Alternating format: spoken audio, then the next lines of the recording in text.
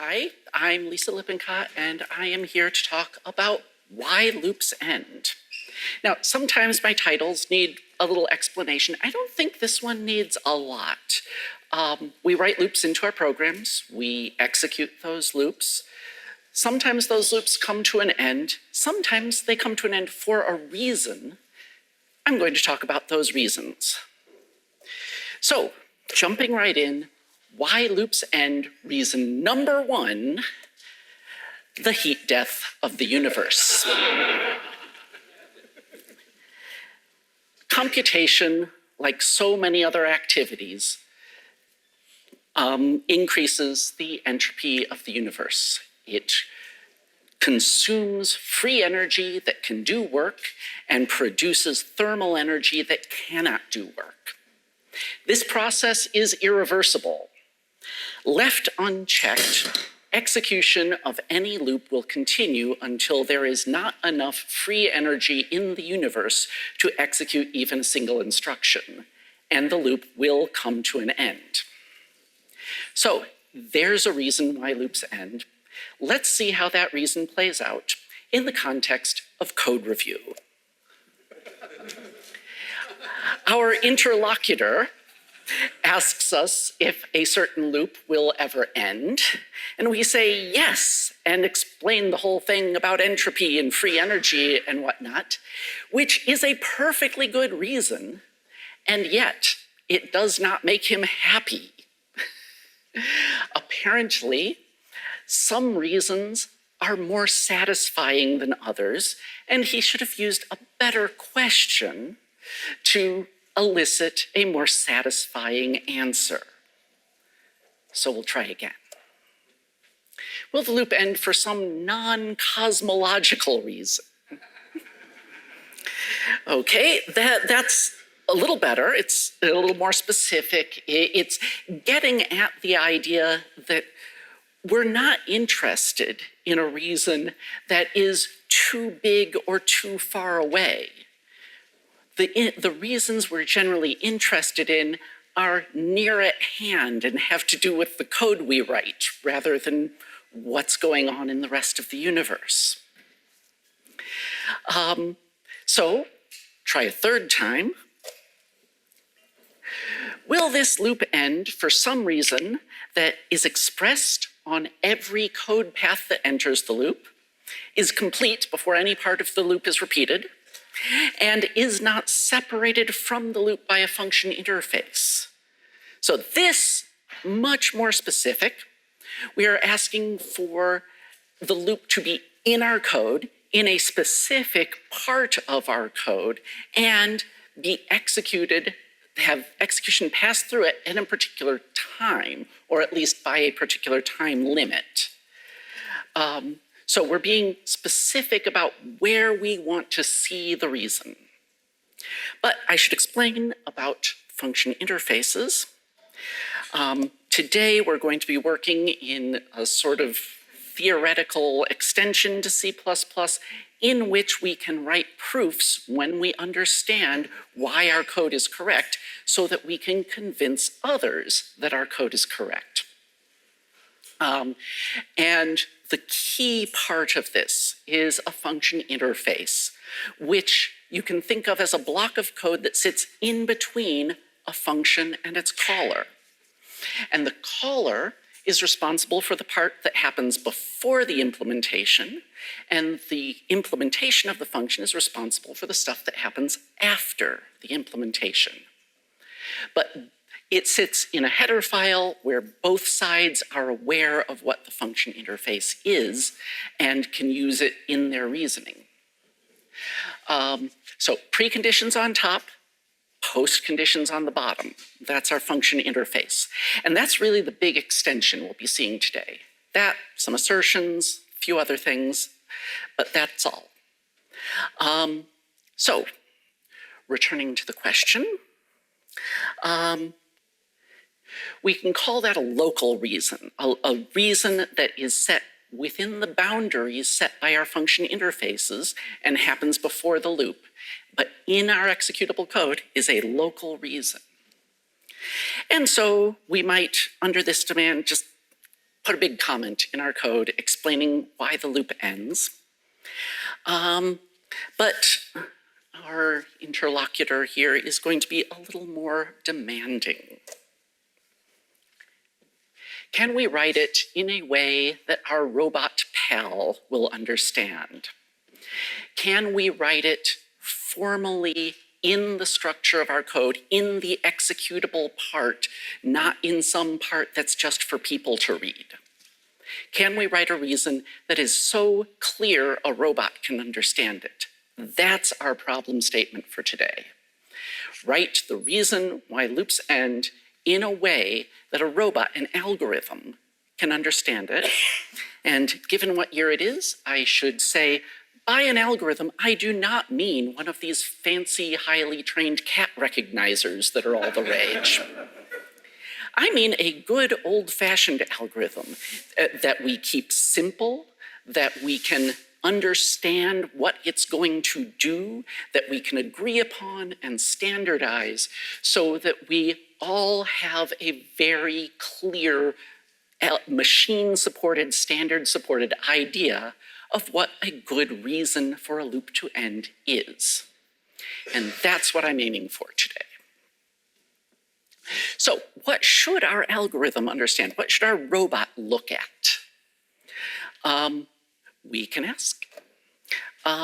First thing, it's going to look for periods of stability of objects within the code. It's going to keep track of what objects are stable, what facts are stable, and know when something hasn't changed, so it can tell when you're getting the same value out of something. It's going to look for substitutability, times when two different objects have the same value in them. So it's going, at certain points, say when we have an equality comparison, we might discover that the two objects we're comparing are substitutable. They really have the same value. The third thing is repeatability, repetition. When one operation is so like a previous operation that it must produce a similar result. That is, I add 2 and 3 at one point in my code, I add 2 and 3 in another point in my code, I expect to get the same value both times. That's what repetition is about. And I'll tell you right now, repetition is the star of the show today. Perhaps I should have done a lecture where stability was the star of the show, because stability really speaks more to our safety issues, because that's what what everybody is talking about these days. But it turned out this year I was doing a talk about repetition mostly. So how does our robot know about these things? Function interfaces tell the robot about these things. So we're not going to build a ton of smarts into the robot, into the algorithm. That makes it hard to predict. It makes it hard to write. It makes it hard to make sure you got it right. Instead, we are going to write detailed interfaces for both our own functions, but mostly today we will see interfaces for the basic operations in C++, so that the robot can read those interfaces, and by reading the interfaces, know things about what those operations really mean. So it's not that the robot is really smart, it's just that the robot can read a lot of code. So with that, let's take a look at a couple of loops. Here are 2 very simple loops. I couldn't find any simpler ones. We can ask our robot to grade these loops. Robot approves of the top loop. The robot does not approve of the bottom loop, meaning the robot does not see any local reason for the bottom loop to end. And I'm hoping you don't either. So these loops are pretty similar. There's only one word difference. So it really has to come down to what's the nature of true and false? What does our robot know about true and false that makes it think the top loop definitely ends and the bottom loop can't see a reason. So to get this, you have to understand that true and false in C++ really shouldn't be thought of as values.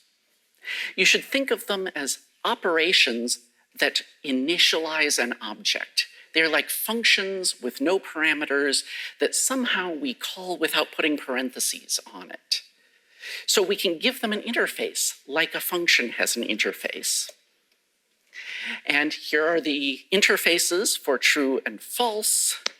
There's a number of interesting things there to do with the stability and repeatability, but the key point for our robot is, of course, going to be that this branch works differently in the two interfaces. This is the bit of code that explains how true is different from false when it comes to branching. So let's read the interface for false in a little more detail. We started right out with the implementation line. We put we gave the caller no responsibilities at all. It doesn't have to provide the stability of anything. There are no preconditions. And because we'll see later what we could have put up there to say that there's only certain conditions under which we're repeating the call. This one, every use of false repeats every previous use of false. So that's what our robot sees in the prologue here before the implementation line. This line here, transfer stability of the result.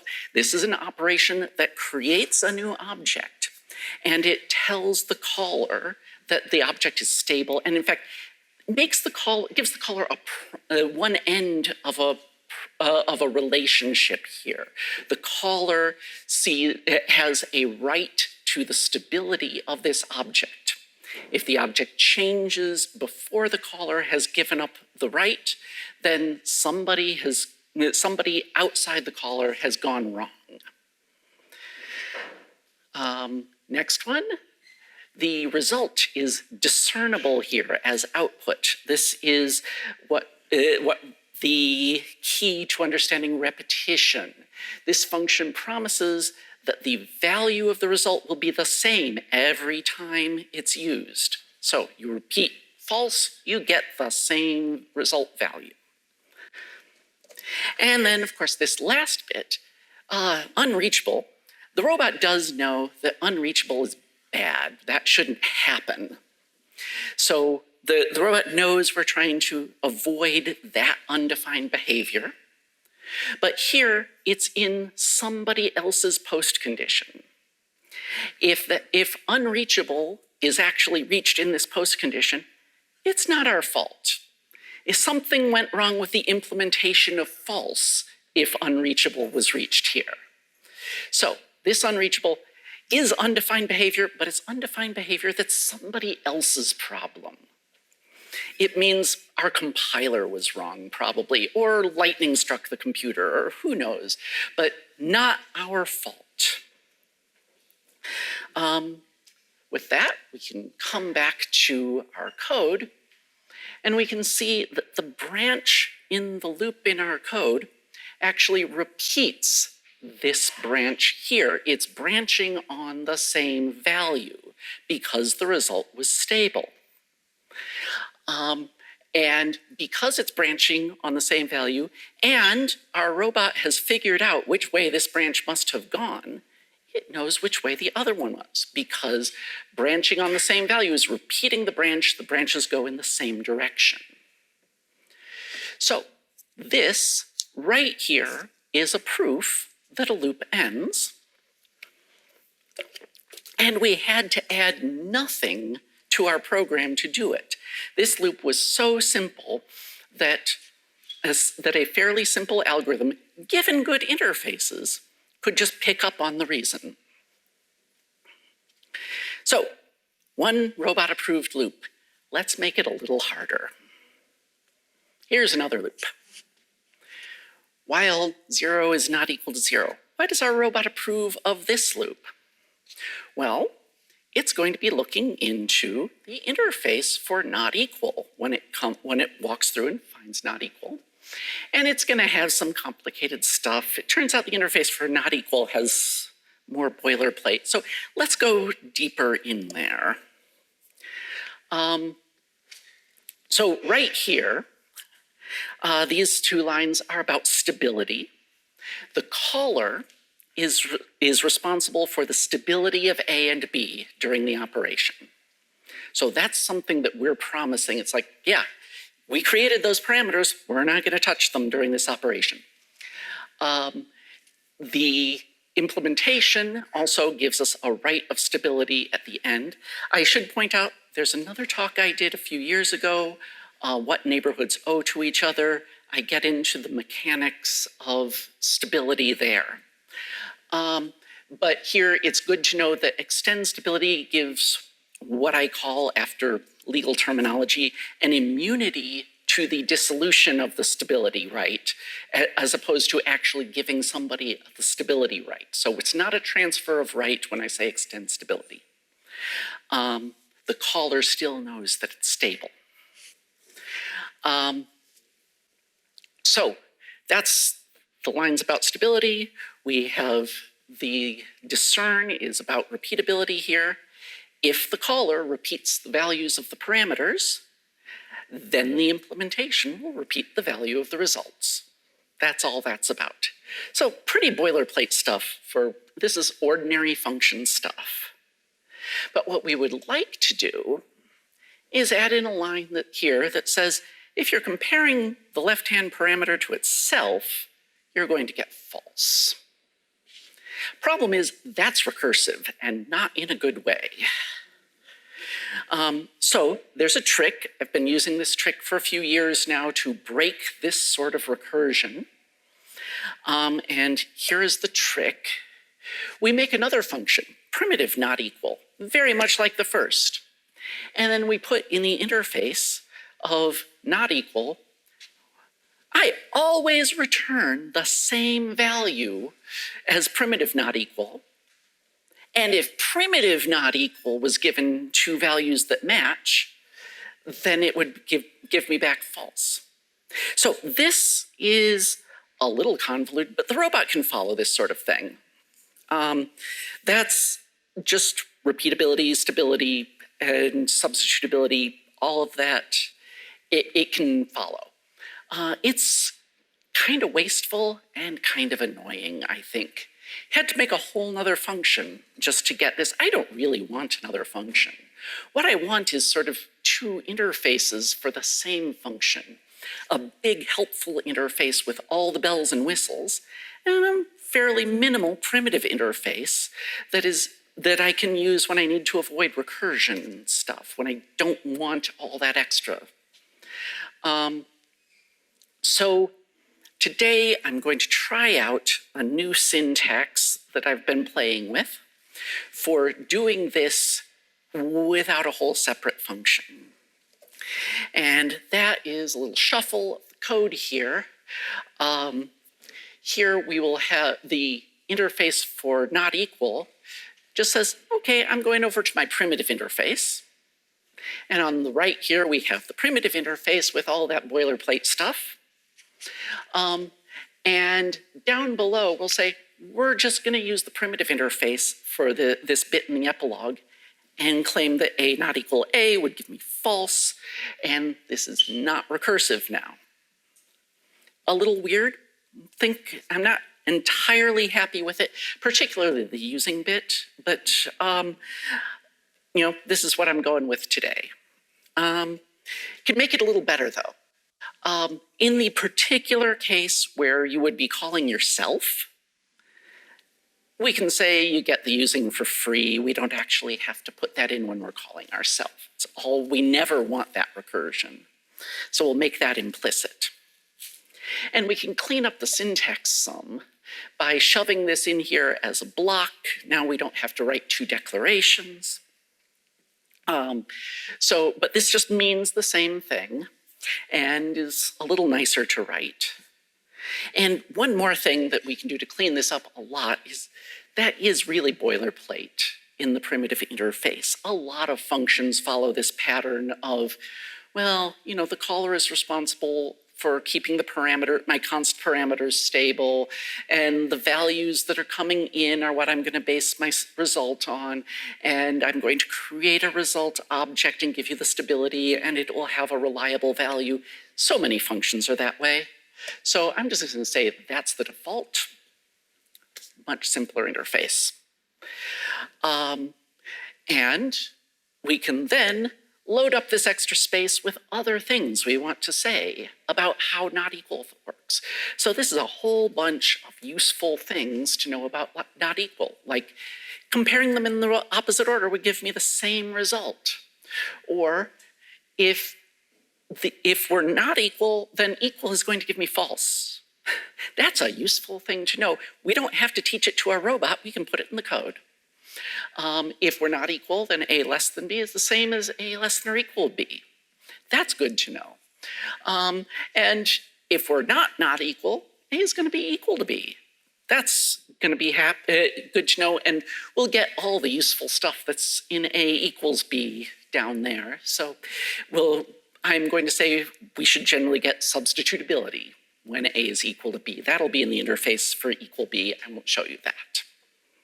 So here is a nice interface with all sorts of helpful stuff. Oh, I should say, I did put this if statement in the interface. If statements in interfaces are a bit of a code smell. They mean, here in the epilogue, it means that to really understand what this is saying, what this function is saying, your caller is also going to have to branch on the result. You had a branch, your caller is going to have a branch to understand your result. On the other hand, how many times do you use not equal and not branch on the result? I'll go ahead and do it for comparisons. So, getting back to our code, we see that our branch in our code repeats the comparison that is in the interface here. So we know they produce the same value. We know that the value on the right-hand one is the same as the value produced by false. And we know what happens if you branch on false, on that value. We know which way it goes. So this loop ends, and our robot can follow that. Again, we didn't have to add any code to our program. It was just all in the interfaces. We'll make it a little bit harder. Okay. We'll break this out, we'll initialize a variable. Not really very different, not very different at all, really. Because the interface for 0 gives us a right to the stability of the object we initialized.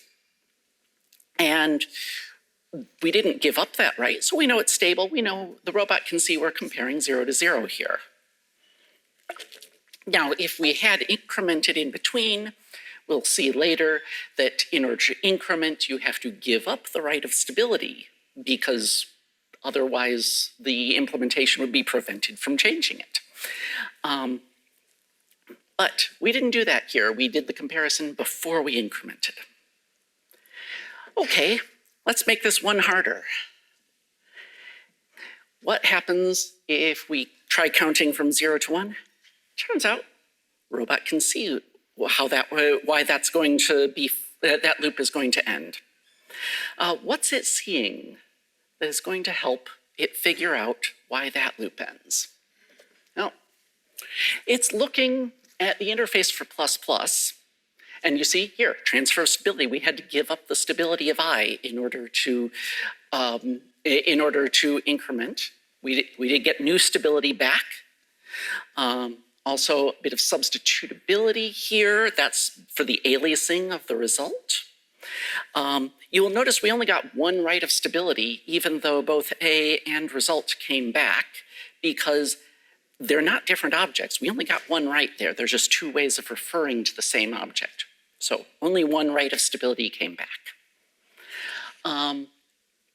And in this case, the top line and the bottom line that you see here express that this is going to return one more, that we calculate A + 1 coming in, and we say that's our expected result, afterward, A had better be equal to our expected result.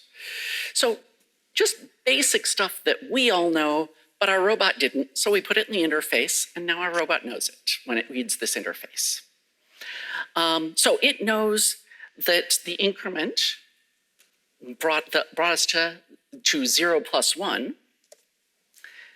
but also something we're going to put in the helpful, useful, generally used interface for plus, I think, is definitely that if we add 0 to something, we get that thing. That is such a useful thing to know about plus that I think we should just put it in our helpful interface. So our robot can actually see that this loop ends because it's comparing 1 to 1, and we know what happens when you compare something to itself. So try it one harder. Oh, before we do, I'm going to say we can just put this up top. This is a claim, an assertion, a provable assertion. We expect our robot to see why this is true. So just to make things clear, I'm going to put that claim up there. Our robot checks even before the loop that 1 is equal to 0 plus 1, because we wanted to make sure that was clear. So making it 1 harder, counting to 2. I really expected the talk to go in a different direction at this point. I was going to explain why the robot couldn't figure out why this loop was going to end and what we would add to convince the robot that it really would. And then I went through and checked all of the interfaces that would be called here. And it turns out there was enough information there that just following through the code as mechanically as I could to figure this out. And it's because the 2, like true and false, has an interface. And really the only way to write that interface is as a literal operator using the template syntax. And you end up writing that interface as a specialization for single-digit numbers. So every single-digit numbers has an explicit specialization. And if you're doing that, you really ought to put the most basic fact about 2 in that interface, which is that it is 1 plus 1. And of course, the robot knows 0 plus 1 plus 1 is the same as 1 plus 1 because it knows about adding 0. So it can read this and figure out that this loop is going to end. And actually the same is true all the way up to 9. The robot can follow that. 10, what happens at 10? Well, it turns out we had to write a specialization for 10 also, because we're going to use 10 in the generic case for this operator. So 10 is 9 plus 1, basic thing that the robot can just see in the interface here. 11, we're finally in the generic case. Here's 2 digits, here's 2-digit numbers. Different specialization of the first digit is 0, because that's octal. But here we have 2-digit numbers. We know it's 10 times the value that it gets for the first digit, plus the value it gets for the second digit. What happens here? Well, it knows 10 times 1 plus 1. Well, 10 times 1, the interface for multiplication is going to tell it that that's 10. Adding 1, that's 11. So we're still in this same, the same class. We know it's just 1 more than 10.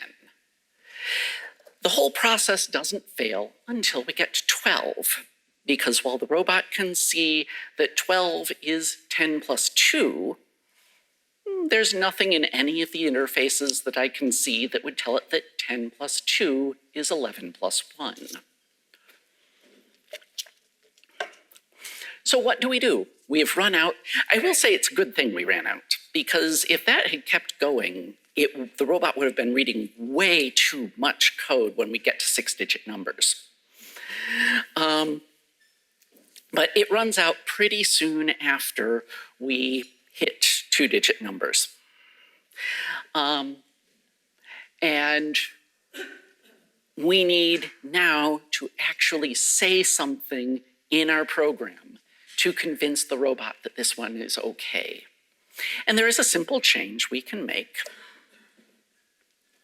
We can change that claim to a static assertion. Now, I'm not saying that a static assertion means the robot does this math and checks it. Your compiler does the math in a static assertion and checks it. What the robot knows is that if a static assertion fails, you shouldn't be running that program.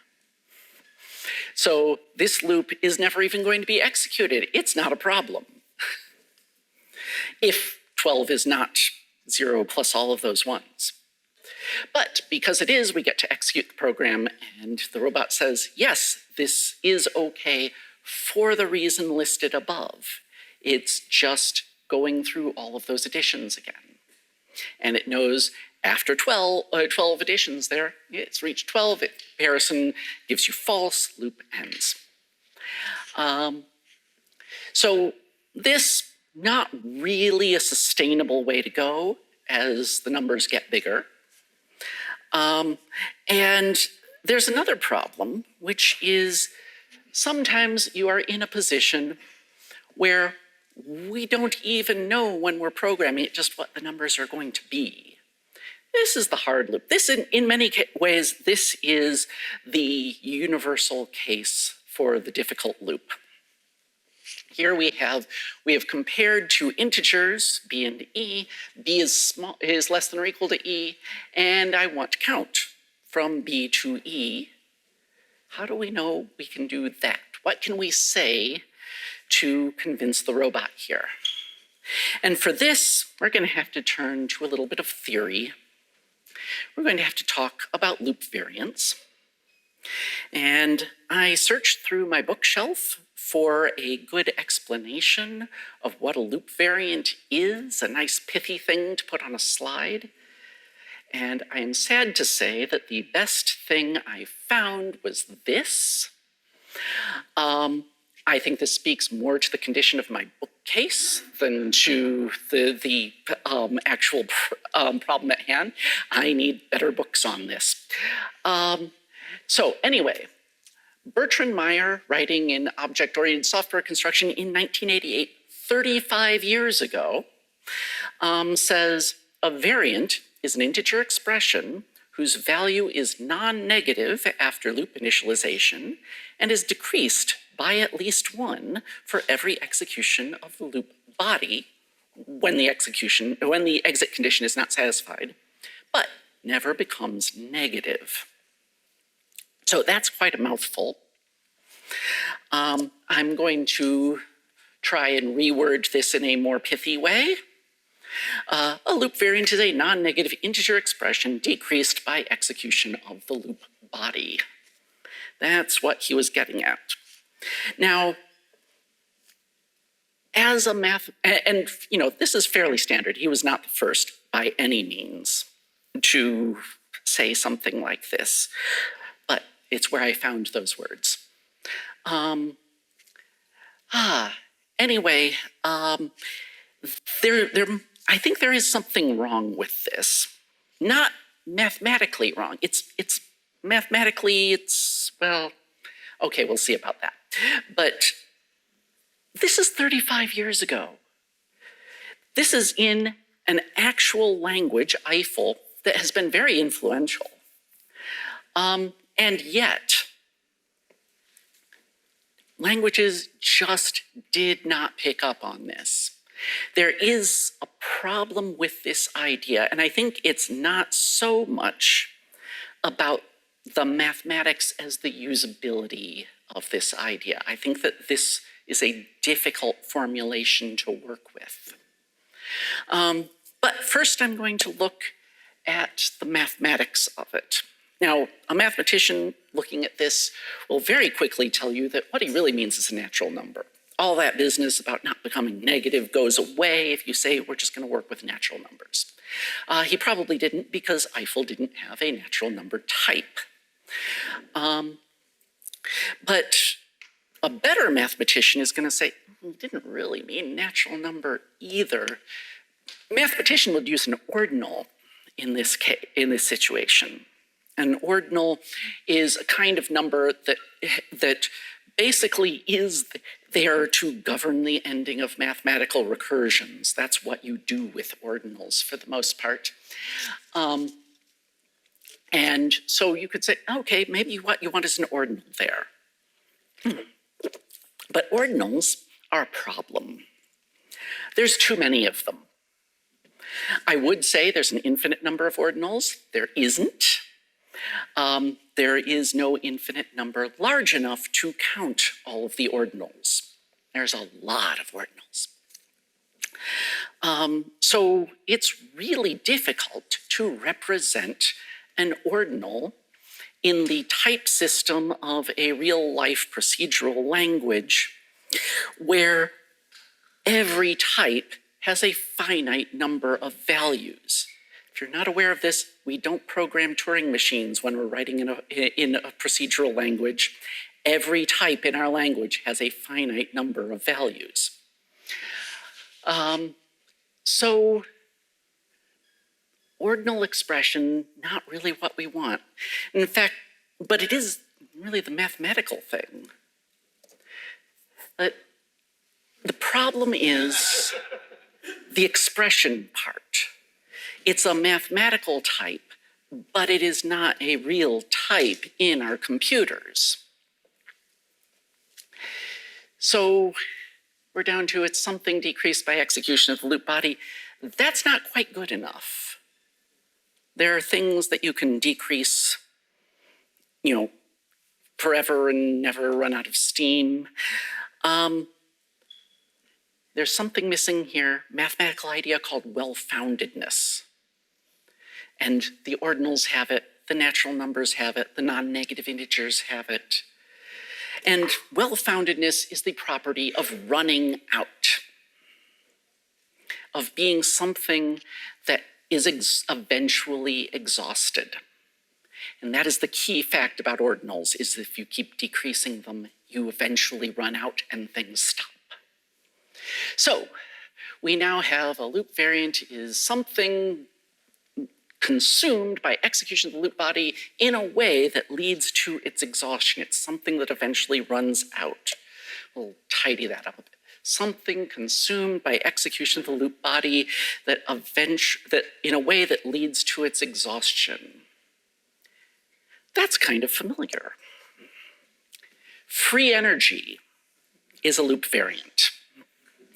Free energy is consumed by our loops in a way that eventually leads to its exhaustion, and that's why the cosmological loop variant works. Free energy is a loop variant. It ensures our loops definitely will end. But it's not a local loop variant. We want something local. So I'll rephrase a little. If the iterations of a loop consume some resource in a way that leads to its exhaustion, the way it does with free energy, then the loop must end. That's our rule. Now, we have a few loops that we know end. We can compare this rule to one of them here. We know that this loop ends after 12 iterations. And we can ask, what thing is being consumed by this loop that runs out after 12 iterations, forcing the loop to end? The answer is those additions up top, those increments. There are 12 of them, and as long as there are increments in the past to consume, our robot will say, yeah, I should keep trying again. But when it runs out, it had better find a way out of the loop. So there we are. I'll turn it around. If the iterations of a loop repeat a sequence of events that happened before the loop must end, because there are only a finite number of local events in our history by the time we reach the loop. There's a natural number there. We could count those events and start counting down, and before we hit 0, the loop must end. That's our reason. So we do have that integer loop variant in the background. We just didn't bother to calculate it. And in fact, there's an ordinal loop variant in the background. There's an ordinal that's associated with the collection of all paths that lead to our loop. And by picking a particular path that led to our loop, we're finding a way to count down to 0 from that ordinal. And so there is an ordinal loop variant out there, but we're not bothering to calculate it. We're not representing it as an expression. We are representing the passage of time by the previous passage of time, letting like represent like. So here we're just comparing this to the events that went before, and we say this loop will keep trying as long as we're repeating new things that came before, some sequence of things that came before. And if we haven't found out why the loop ends by the time we stop repeating things, we're going to give up. That's our algorithm for seeing whether the loop ends. So now we can come back to the hard problem, this one. Where are we going to get some sequence of events that this loop repeats? That's going to be most of the lecture from here. But I'm going to get it from a really easy place. I'm just going to say there's a function we can call to get a series of events that this loop repeats. I'm going to call it the counting theorem. A theorem is just a special kind of function. More precisely, a theorem is an interface, but I'm going to go with special kind of function. The implementation of the theorem is a proof. You can think of it as an assertion that explains why the premises lead to the conclusion. It's just doing that, but it is like an assertion in that you don't have to actually execute anything. You can turn on ndebug and not execute your assertions. The equivalent of that is you don't have to execute the implementation of a theorem. That's why it's labeled claim implementation. The implementation is like a theorem. You, of course, don't have to execute the interfaces at all either. You can, trying to run fast, you get to clear this out, but that's a whole nother lecture. And here, this is just a function that produces a bunch of events in its post condition that we can repeat.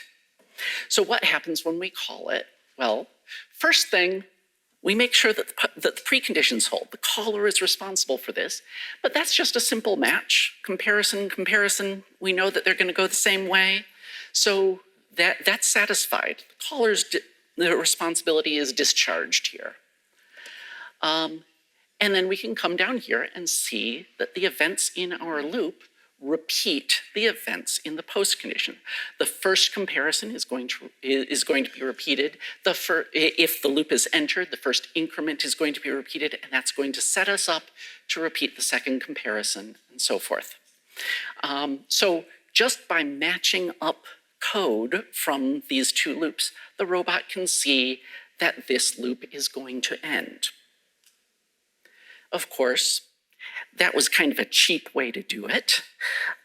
It's the abstraction way to do it. You want to use abstractions, give things names, put them off someplace where they're reusable.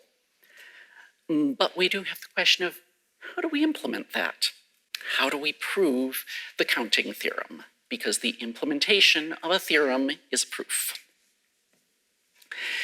And at this point, I want to remind you, because I was kind of rudely reminded of this when I started to write this down, familiar is not the same as trivial. This is a good thing to keep in mind. Counting is familiar. Counting is not trivial. Probably took me a while to learn counting when I was little. I don't even remember learning counting. But it's not quite trivial. And to actually understand counting, we're going to have to understand how we represent numbers in a computer, which starts with a number, an integer of some sort, which can be divided into bits. It has a width in bits. It may or may not have a special sign bit out there at the end. And integers come in various widths and signedness. Those two pieces of information sort of define what sort of integer type it is. And I'm going to put them together in a class here. An integer kind today means the pair of signedness and width that describes a particular sort of integer. And I'm going to say there are three special kinds: the bitless kind, which has no bits at all, the only value is 0. The unsigned bit kind that has two values, 0 and 1. And the signed bit kind that has two values, -1 and 0. So those two are the 1-bit types, the 1-bit kinds. So that's basic description of what an integer type is like, and we're going to need a bunch of integer types today, because what I propose to do is split integers into smaller pieces. And I'm going to split them on a particular boundary, the largest power of 2 that is less than the full width. So here, the right-hand side, the low part is going to be, the width is going to be a power of 2. The high part is whatever's left over. The sign bit always goes in the high part, if there is a sign bit at all. Low part, always unsigned. And the reason that I'm going to do that is because I'm going to repeat that until we get down to single-bit numbers, and then convert those single-bit numbers into Booleans, and branch on the Booleans in a way that you're probably going to think, wow, that's a lot of branches. Our robot is going to have to look at a ton of execution paths. That wouldn't be good. We don't want our robot to have to look at thousands, thousands maybe. Robots can do things pretty fast. We don't want it to be looking at billions of execution paths. That would be really annoying. So we're going to add a little abstraction here. We're going to break this up into neighborhoods and enlist different robots for different neighborhoods. Each robot only sees 2 layers. It only does 1 split. And of course, some of these are repeated. We really only need 1 of each. We will have in our execution path more, but we will only be writing, 1 neighborhood for each of these and having our robot check our work. So that is our plan. We are going to learn to count by breaking things down into smaller and smaller digits. And to do that, we're going to need a few types. We are going to start with our int. We are going to have a template type widening. The reason it's called widening has nothing to do with this lecture. That's another lecture. But I'm going to stick with it. So the thing to know about widening is it comes in whatever kind we want, because it's a template. We're not limited to 6 different ones that maybe our compiler provides for ordinary integral types. The other thing to know about widening is it does not participate in integral promotion or in the usual arithmetic conversions, because I want to be able to talk about very small integers without having to go back to int all the time. So we're going to have none of that for widening. It's not a standard integral type. But it does represent an integer for us in a more flexible way, without all that cruft. I will say single bit ones, those things are a little hard to type, so I'm going to put in some aliases. Bitless is a widening of the bitless kind, no bits. Unsigned bit is a one bit unsigned number. Signed bit is a 1-bit signed number. I'm going to need operations to do that breakdown. 2 widening split bits and 2 bool are the ways we're going to break things down to get down to Booleans from to single bit Booleans from integers. Don't have to do this. I could word my way around it, but I'm going to go ahead and put in the reverse things. 2-bit join bits and 2-integral that do the same thing in reverse. So those are the types we'll use. These are the functions we'll use to navigate between those types.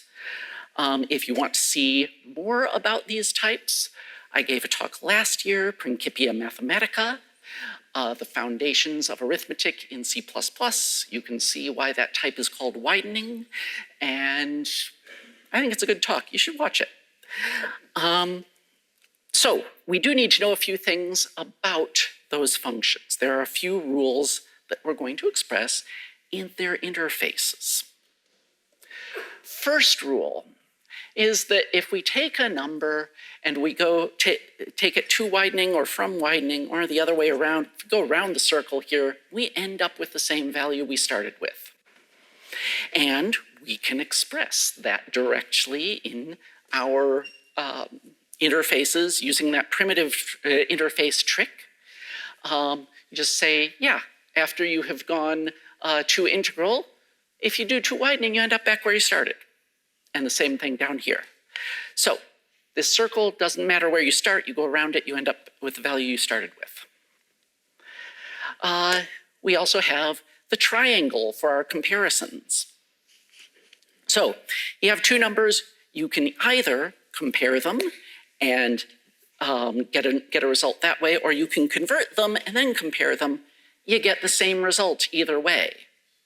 So this is our triangle. Convert then compare is the same as compare. And that's true for less or equal, but it's actually, we're going to be using it for several different comparisons here. So this is true for all of the comparisons and just built into their interfaces. Don't you wish you could write code this way, typeset it with the curly braces? I do. Okay, we have one more thing. Increment, very similar property that you can either increment then convert, or you can convert and then increment, and you get the same value either way. So that's the rule for increment. And we can just build that all into the interfaces. The robot can see all of that. It's just there for the robot to see. And with that, we can return to our problem. How are we going to implement the counting theorem for ints? Well, we're gonna do the cheap thing. We're just gonna say, yeah, I'll call the counting theorem for widening. I'm gonna convert it over and I'm gonna count with widening numbers. Okay, what does the counting theorem for widening look like? Well, here's the theorem. And it looks very similar, actually. It's precondition, left argument less than or equal to the right argument. Change the names here. And the postcondition is that this loop. So the implementation is responsible for making sure that this loop on the bottom ends. And if we compare the two, we see that when we call the counting theorem for widening, the precondition is just going to match. It doesn't match quite as cleanly as you might think from this, because of course, these two less than or equal operations are different operations. They're operating on different types. But the operation on the left actually has a call to the operation on the right in its interface, because that's that triangle property. So we know that this matches the call that was in the interface of the one on the right matches the call in the interface of the one on the left. That interface said, oh, that gives the same result as my comparison. So the robot can see that the comparison on the right gives the same value as the comparison on the left, matching it up. And similarly, the comparison here in the loop condition repeats the comparison over there, or sorry, the comparison over there in the loop condition repeats the comparison over here in the loop condition. The comparison in the claim includes in its interface something that repeats the comparison in the claim here and gives the same result. And the increment contains a widening increment in its interface. So it's just repeating the sequence of events in here, and all of the branches are going the same direction because those interfaces assure us that the Booleans you're getting out are the same. So that's our counting theorem. But of course, I've really put off the hard part here. But I've gotten us to nicer types. We don't have to worry about int anymore. We can work in widening, and widening is, for proofs, a good deal easier to work with. So now we're going to do this descent. We're going to do our breaking up and enlist a whole team of robots to check the various parts. And of course, we're going to do this with a template. There's no reason to write separate code for every one of these. But we are going to need a couple more things that relate the top part of each of these boxes to the bottom part of each of these boxes, that explain how the operations on multi-digit integers relate to the operations on smaller integers, and that explain how the operations on single-bit integers relate to the operations on bool. So we will need that, and this is the form they're going to take, reference axioms. This really is a way to write a complicated postcondition into a function, but not show it to the caller all the time, because this is going to be complicated. The reference axiom is going to have a certain amount of weight to it, and I want to give the caller a chance, make it opt-in for the caller. So this is just saying something about what less or equal returns, but it's something that we will only tell callers that ask for it. And the thing that it's saying about what less or equal returns is that it's the same as what reference less or equal returns. So here I'm doing that two-function thing. There's reference less or equal, there's ordinary less or equal. Ordinary less or equal probably much, much more efficient. But reference less or equal is going to tell us what value less or equal should return. And it's going to do this in an first, same thing for all the other comparisons. Reference one tells us what value the regular function is going to return, and it tells us in a less efficient way, but in a more detailed way. We are going to make our template for less or equal. I'm going to say this is inline. This is open for everybody to see. It's not hidden behind an interface. The robot can walk through it. And will every time we call it. It'll walk through, every time we call the reference axiom, the robot will walk through this code, which is why I wanted to hide it from functions that don't need it. Those robots would be doing way too many branches. But the first branch is just all const expert. We're going to do 4 cases: bitless, unsigned bit, signed bit, and multi-bit numbers. And the first 3 cases are easy. There's just a table. Less than or equal returns true for bitless numbers every time. For unsigned bits, returns true 3 times out of 4. The false is in the upper right corner. For signed bits, it returns true 3 times out of 4, but false is in the lower left corner. That's what it does for 0 and 1-bit numbers. And there is a little algorithm we do for multi-bit numbers. We say if the top digits are different, we compare the top digits. If the top part's the same, we compare the low parts. So that's what we do for multi-bit numbers. And pretty much same deal for less, not equal. It's just a slightly different table. It's pretty nearly the same algorithm at the bottom. We just use less or not equal. So those are our reference functions for comparisons. We do also need a reference function for increment. And again, we're going to break into those same cases. Get used to that, we'll see it a lot. We are going to put up top. You can't increment the maximum value. Another thing, don't you wish you could do that with ordinary integers? Just say dot max value. And so here, I think maybe you can encircle. Anyway, here, we're going to break into our cases.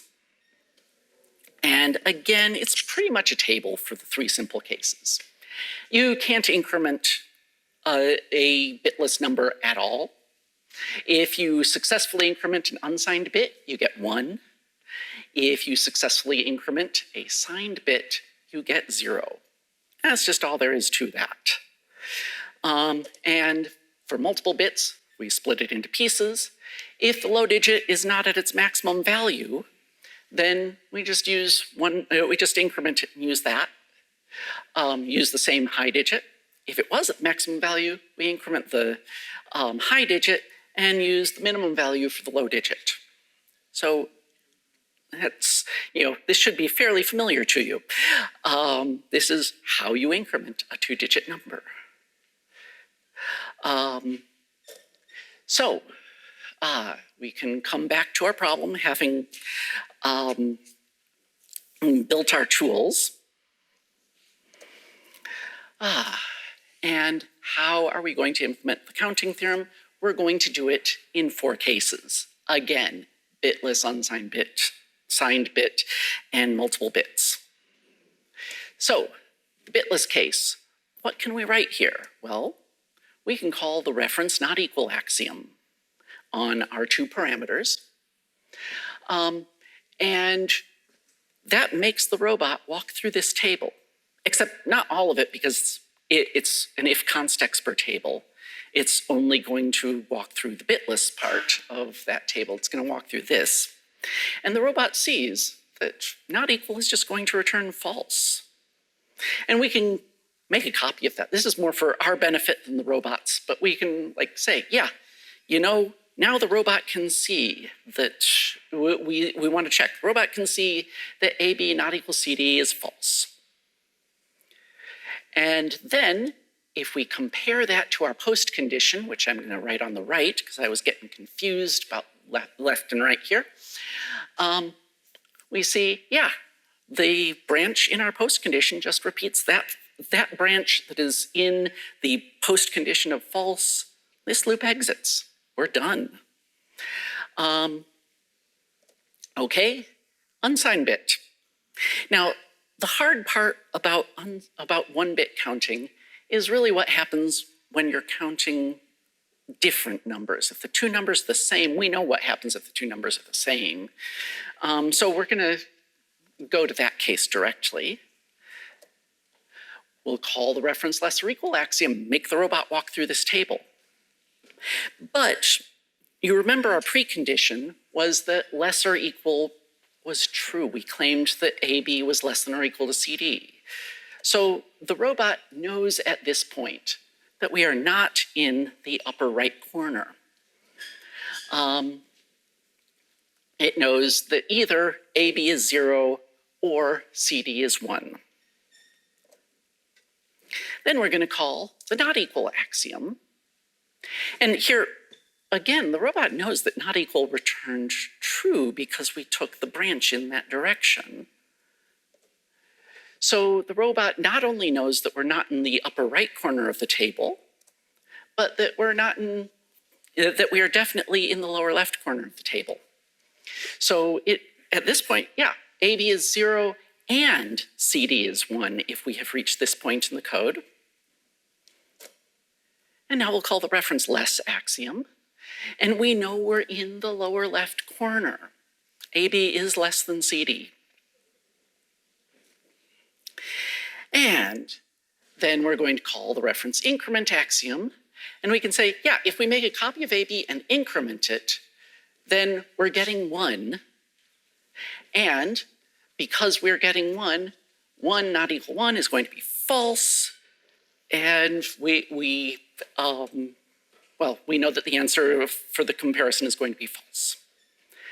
And again, if we come back and compare to our post condition, we will see that the first time we execute the condition here, it matches that branch up there.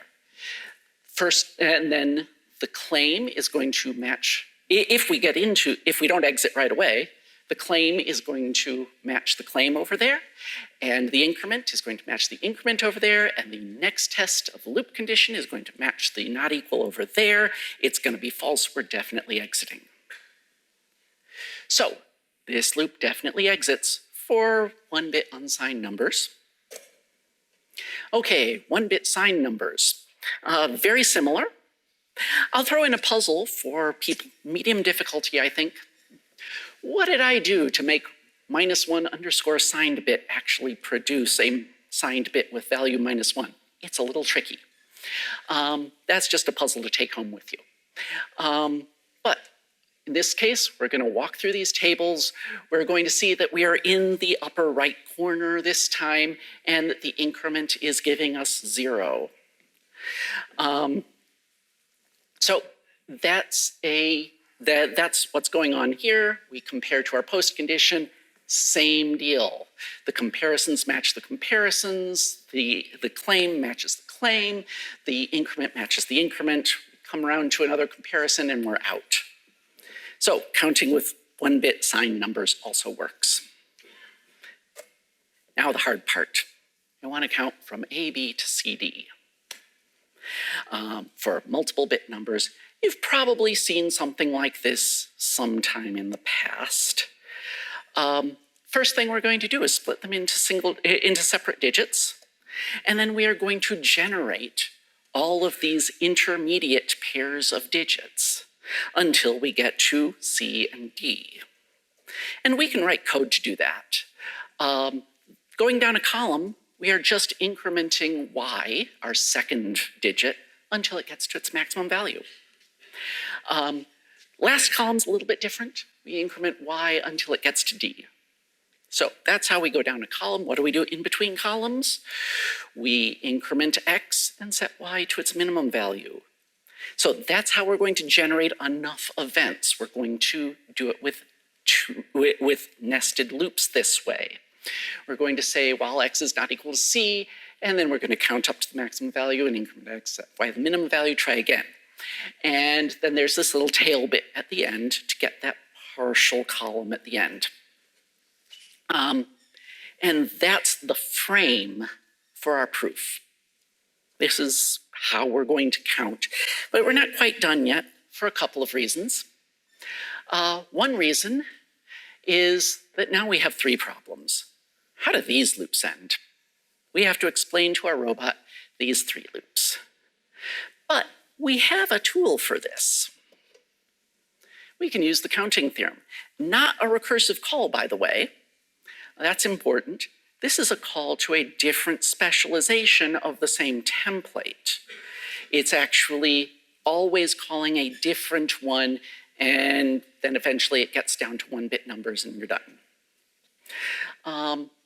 So not a recursion problem. So we're going to call this, and we can see that once we've called this outer loop is just repeating things in the loop on the right. So it's definitely going to end. But what we have not shown is that this precondition holds. Why do we think that x was less than or equal to c? And to do that, we have to add a little something back at the beginning. We're going to call the reference less than or equal to axiom and sort of repeat what we found out there because we're in the multi-bit case. We're going to say that if the high digits are different, then we definitely know that that A is less than C. If they're the same, we know that B is less than or equal to D. Effectively the definition of less than or equal for multi-digit numbers. And with that, our robot now approves of this claim.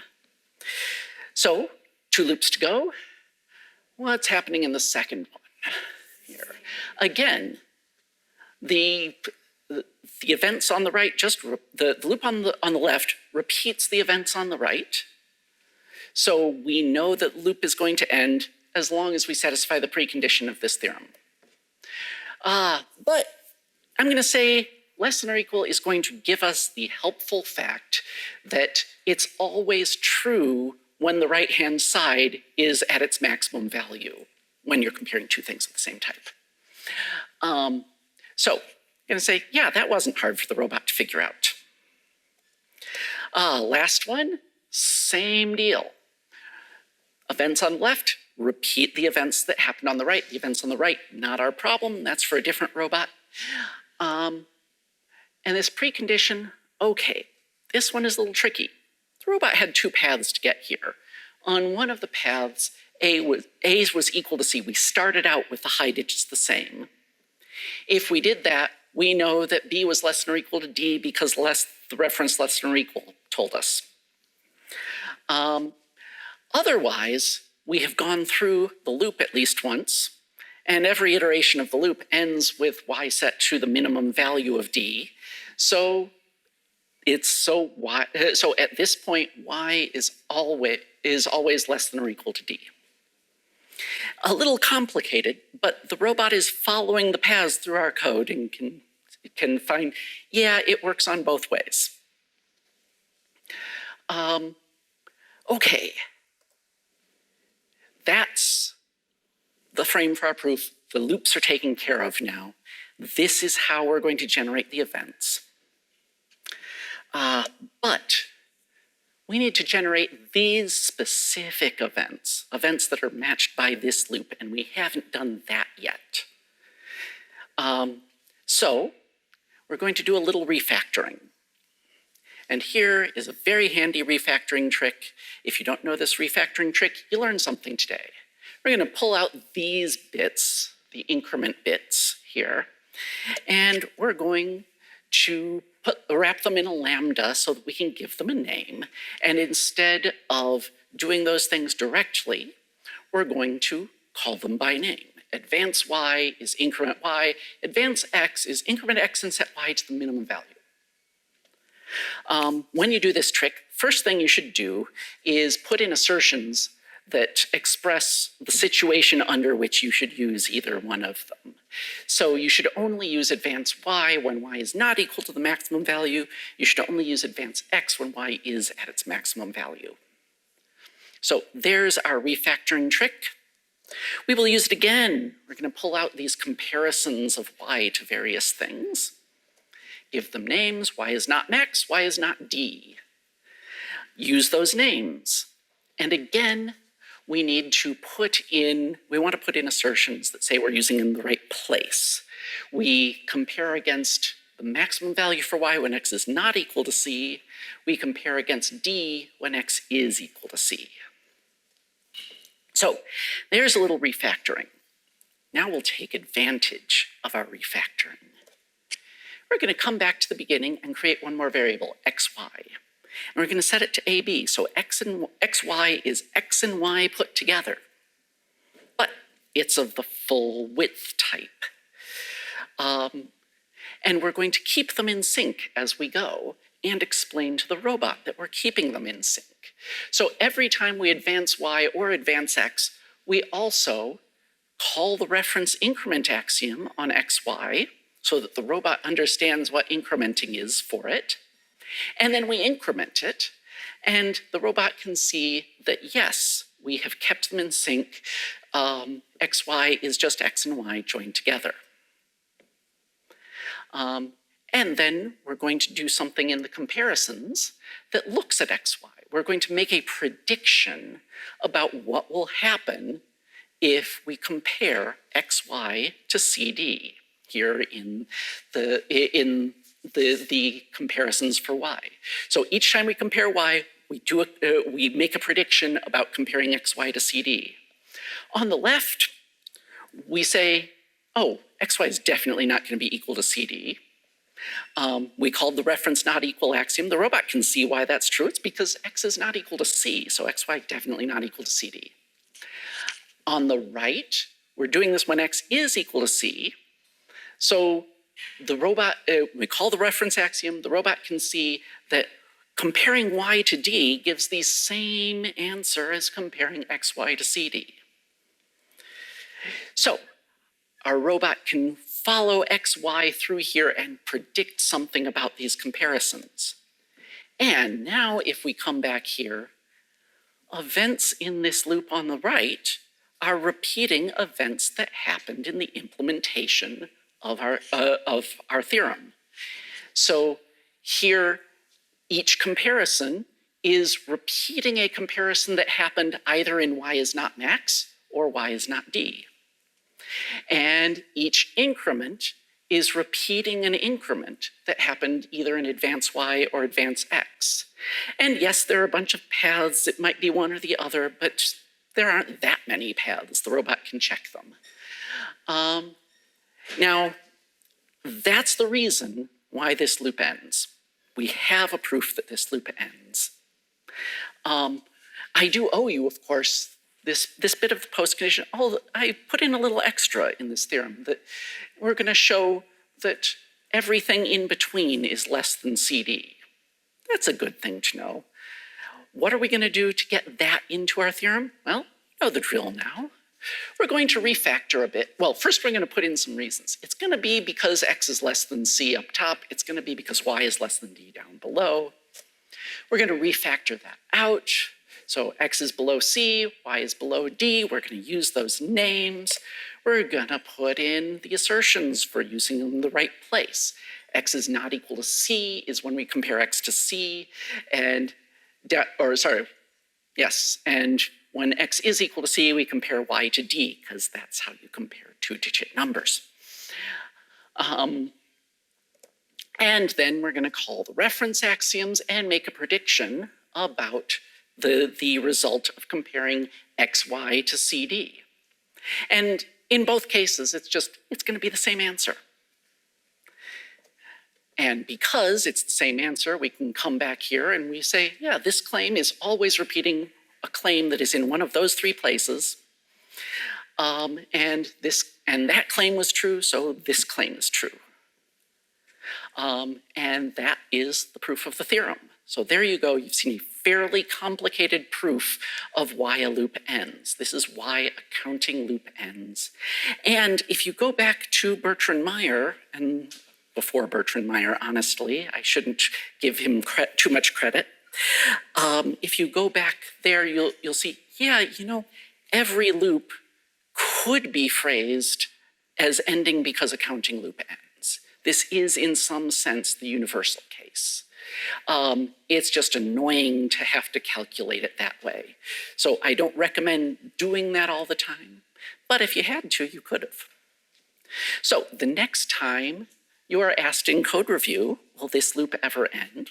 Or the next time after some revisions of the C++ language, hopefully you will be able to say, yes, this loop repeats a sequence of local events that happened before the loop started. Each iteration consumes some of those events, and the events before the loop are eventually exhausted. And that's why my loop ends. This is always something you can use as a local reason if you write your interfaces, if you put your proofs in, if you put enough stuff in your code to explain it. There are a couple things to like here. We can appreciate that this is local. It fits the definition of local that I gave at the beginning. It is within the interfaces. It's someplace that you don't even have to go outside the translation unit to figure out. Also, our robot was looking for repetition. You really can't understand code at all without understanding that plus here does the same thing as plus there, and so forth. So checking this is not very different from what the robot would have to do to just follow code that's a bunch of if statements. There's one more thing I'm hoping for, which is that this is a practical way to explain why a loop ends. I don't want to give this lecture and 35 years later, if I am still alive, find out that nobody is doing proofs in their code because they think the halting problem keeps them from doing it. We should be able to do this, but we do have to find ways to write the math in a user-friendly manner. And I think this way is more user-friendly than using numeric loop variants. So backing off a bit, this distinction, loops that end, loops that don't end, modulo heat death of the universe, this is famously a fuzzy sort of topological open-closed distinction. It's not a sharp Boolean distinction. It's recursively enumerable versus not recursively enumerable. It's not about recursive here. But there is a related distinction that is sharp and Boolean. Loops that are required to end and loops that are not required to end. This is one decision we should be making for every loop that we write. It's binary. You require it or you do not require it. And I think it would be great if in the future we had a different syntax for loops that are not required to end. We could, I'm going to stick unbounded there as a proposed syntax, that loops written with these, loops that are passing through one of these things as control of the loop, are not required to end, so we can reserve the simple words for the usual sort of loop that we do require to end. Because if we do that, we can make a second distinction.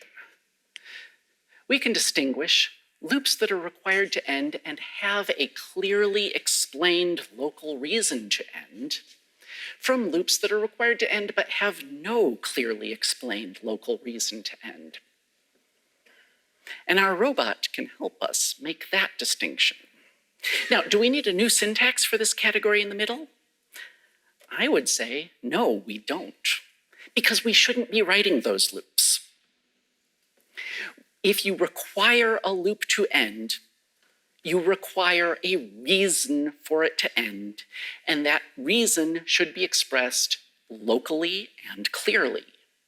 Ideally, so clearly that a robot would understand it. So you shouldn't be writing loops that are required to end but have no reason to end. And with that, thank you for listening. Are there any questions?